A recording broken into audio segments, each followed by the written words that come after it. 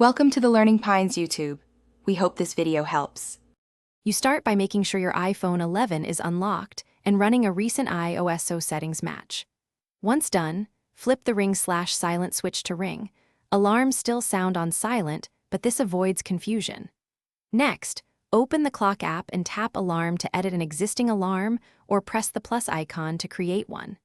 This gets you into the right interface quickly, so you can change the audible settings that actually control alarm loudness. Now adjust the system ringer volume because the alarm follows ringer and alerts.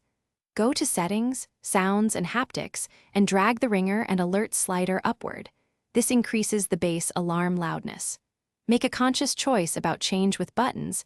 Enable it if you want quick hardware volume control, or disable it to lock the alarm level.